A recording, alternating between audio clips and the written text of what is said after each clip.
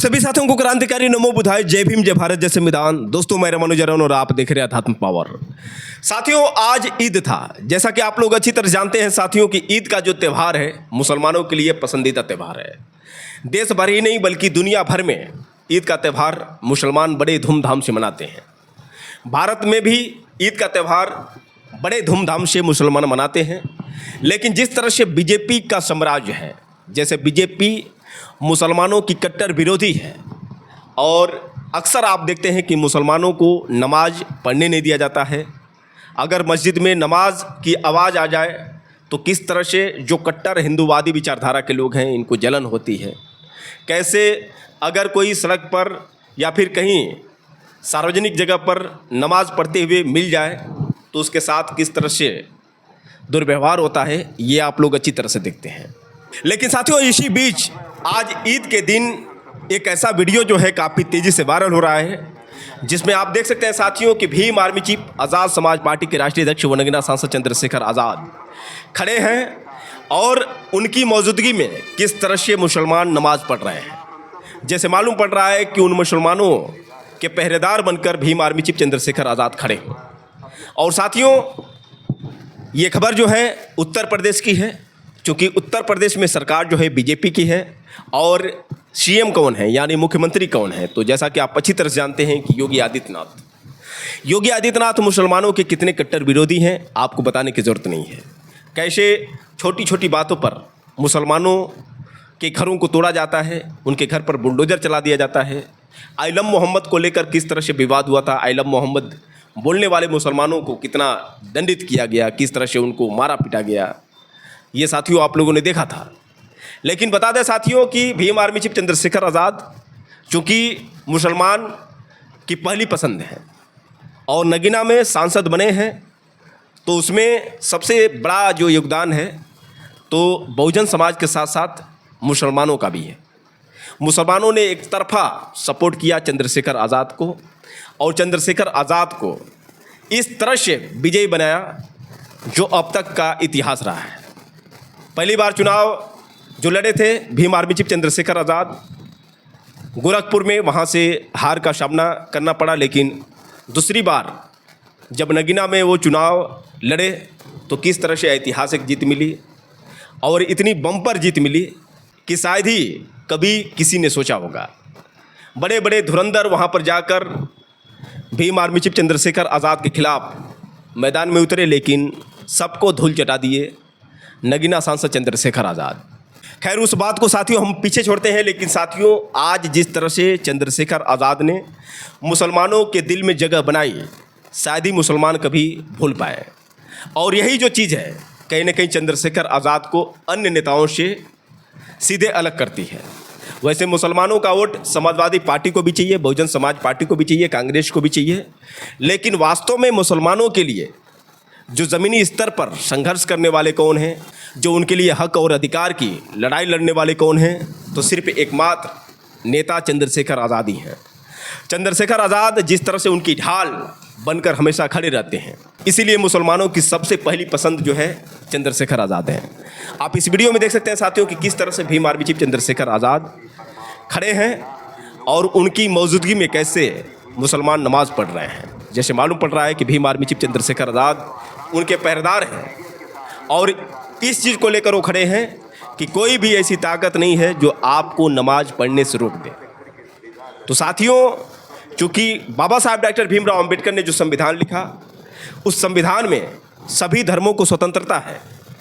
भारत का संविधान धर्मनिरपेक्ष की बात करता है, यानी भारत में सभी धर्म के लोग स्वतंत्र रूप से जी सकते हैं, स्वतंत्र रूप से उनको अधिकार है कि अपने धर्मों का पालन कर सकते हैं, अपने धर्म को मान सकते हैं।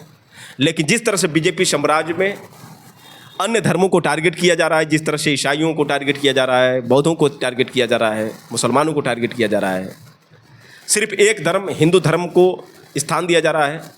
हिंदू धर्म के नाम पर किस तरह से राजनीति हो रही है, हिंदू धर्म के नाम पर किस तरह से हिंसा हो रही है, जाति के नाम पर हिंसा हो रही है, ये कहीं ना कहीं साथियों गलत है और ये असंवैधानिक है। कुल मिलाकर पहले जो नारा लगाए जाते थे हिंदू मुस्लिम सिख ईसाई आपस में सब भाई भाई, लेकिन जिस तरह से बीजेपी धर्म और जाति में लोगों को बांटने का काम कर रही है, कहीं ना कहीं ये गलत है। वैसे उत्तर प्रदेश के मुख्यमंत्री हों या फिर भारत के प्रधानमंत्री नरेंद्र मोदी हों, इन सब का दायित्व तो यही होना चाहिए, क्योंकि प्रधानमंत्री आप पूरे देश भर के हैं। अगर योगी आदित्यनाथ मुख्यमंत्री हैं तो पूरे प्रदेश के मुख्यमंत्री हैं, और पूरे देश में या फिर प्रदेश में सभी धर्म के लोग, सभी जाति के लोग रहते हैं। तो सरकार का दायित्व तो बनता है कि सभी धर्मों का सम्मान करे, सभी नागरिकों का सम्मान करे, सभी को हक और अधिकार दे, धर्म के नाम पर, जाति के नाम पर हिंसा नहीं पनपने दें। लेकिन साथियों, जिस तरह से वर्तमान बीजेपी सरकार, मनुवादी सरकार में ये सब देखने को मिल रहा है, ये चिंताजनक है। लगातार देख रहे हैं साथियों कि किस तरह से जाति और धर्म के नाम पर हिंसा हो रही है। अगर आप जातिवाद खत्म करने की बात करते हैं, सभी धर्मों को जोड़ने का प्रयास करते हैं, तो किस तरह से आपको टारगेट किया जाता है। कोई पत्रकार अगर सही खबर दिखाए, अगर जातिवाद दूर करने की बात करे और सभी धर्मों को बराबर स्थान दे, तो कैसे सरकार द्वारा भी उस पर कार्रवाई की जाती है। तो ये दुर्भाग्य है हमारे देश का, जिस देश में हम समानता की बात करते हैं, सबको अधिकार दिलाने की बात करते हैं, तो किस तरह से एक वर्ग के लोग नाराज़ हो जाते हैं। वैसे साथियों, आपको बता दें कि भीम आर्मी चीफ चंद्रशेखर आज़ाद जो शुरू से ही बहुजन समाज की आवाज़ उठाते रहे हैं, मुसलमानों की आवाज़ उठाते रहे हैं, और हमेशा संविधान को बचाने की बात करते हैं, हमेशा संविधान के लिए खड़े रहते हैं।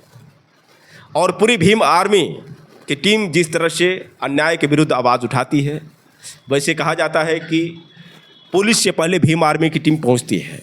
और अक्सर आप देखते हैं कि जब भी अन्याय होता है, जब भी दलितों पर अत्याचार होता है, महिलाओं के साथ शोषण होता है, कोई भी मामला क्यों ना हो, अभी मथुरा में जो हुआ आपने देखा साथियों कि किस तरह से मथुरा में दलित समाज के बारात को रोका गया, कैसे वहाँ पर बारात को रोककर बारातियों पर डंडे बरसाए गए, पत्थरबाजी की गई, यहाँ तक कि दुल्हनों को मारा पीटा गया।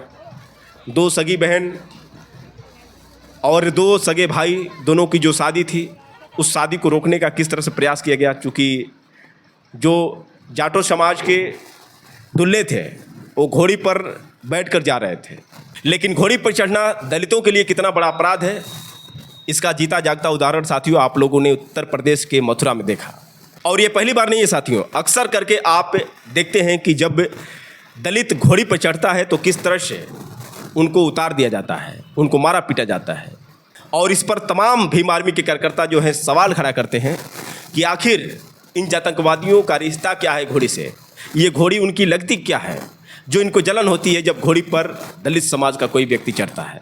बारातों को रोकने का काम छक्कों का और छक्कियों का था, वो रोका करते थे। इनको जब हमारे लड़के अगर घोड़ी पर चढ़ के आते हैं तो इनको दिक्कत होती है, पता नहीं इनकी घोड़ी क्या लगती है, मेरी समझ में नहीं आता है कि घोड़ी इनकी है क्या, तो इनको पता नहीं क्यों जलन है। जब भी हमारे लोग बड़े धूमधाम से आते हैं, इनको जलन होती है इस चीज़ की।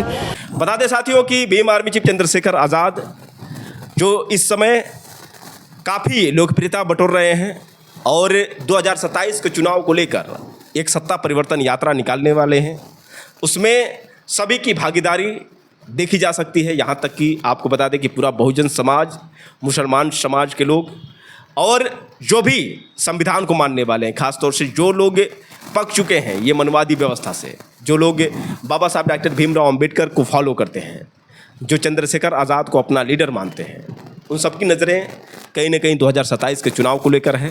वैसे देखा जाए साथियों तो सत्ता परिवर्तन यात्रा जो 4 जून 2026 से निकलने वाली है, बिजनौर से निकलेगी, उसके बाद लगभग 403 विधानसभाओं में ये सत्ता परिवर्तन यात्रा पहुंचेगी। कुल मिलाकर उत्तर प्रदेश के 75 जिलों तक सफ़र तय करेगी। और देखा जाए साथियों तो जिस तरह से भीम आर्मी चीफ चंद्रशेखर आज़ाद दिन रात संघर्ष कर रहे हैं, इसका नतीजा भी 2027 में देखने को मिल सकता है, क्योंकि जिस तरह से थलापति विजय ने इतिहास रचा, ठीक उसी तरह से इतिहास रचने की बारी अब चंद्रशेखर आज़ाद की है। वैसे साथियों आपको बता दें कि भीम आर्मी चीफ चंद्रशेखर आज़ाद के साथ साथ तमाम जितने भी भीम आर्मी के कार्यकर्ता हैं, जो भी चंद्रशेखर आज़ाद को दिलो जान से मानते हैं, जो उनके लिए दिन रात संघर्ष करते हैं, उनका भी बहुत बड़ा योगदान है। बता दूं साथियों कि भीम आर्मी के राष्ट्रीय अध्यक्ष विनय रतन सिंह जो आज ईद के मौके पर उन्होंने तमाम मुसलमानों के साथ ईद की शुभकामनाएं दी और किस तरह से ईद का त्यौहार भी उन्होंने मुसलमानों के साथ मिलकर मनाया। आप देख सकते हैं साथियों किस तरह से वीडियो में विनय रतन सिंह और साथ ही साथ भीम आर्मी के तमाम कार्यकर्ता मुसलमानों के साथ गले मिल रहे हैं, गले लग रहे हैं, कैसे पुष्प जो है बरसा रहे हैं और कितना एक अद्भुत जो आनंद देखने में ही मिल रहा है। तो आप इसी बात से अंदाज़ा लगा सकते हैं साथियों कि मुसलमानों के प्रति भीम आर्मी का कितना प्रेम है और किस तरह से मुसलमान और बहुजन समाज एक दूसरे के पूरक बने हुए हैं, क्योंकि दोनों को मनवादियों से खतरा है।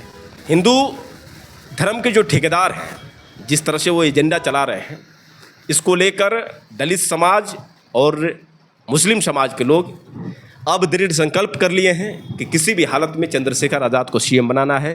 अगर इस बार चंद्रशेखर आज़ाद को सीएम नहीं बना पाएंगे तो निश्चित तौर से उत्तर प्रदेश जो अभी तक कहीं ना कहीं बहुजन समाज के इन तमाम योद्धाओं की बदौलत जो अब तक क्रांतिकारी रहा है, हो सकता है कि अगर सत्ता परिवर्तन ना हो तो फिर सबके लिए मुश्किलें बन सकती है। वैसे साथियों, भीम आर्मी चीफ चंद्रशेखर आज़ाद को लेकर आप लोगों की क्या राय है और क्या आपको लगता है कि उत्तर प्रदेश 2027 के चुनाव में भीम आर्मी चीफ चंद्रशेखर आज़ाद इस बार के मुख्यमंत्री बनेंगे? आप लोग अपनी राय दें और हो सके तो इस वीडियो को ज़्यादा से ज़्यादा शेयर करें। फिर मिलेंगे अगले वीडियो के साथ, तब तक के लिए क्रांतिकारी नमो बुधाय, जय भीम।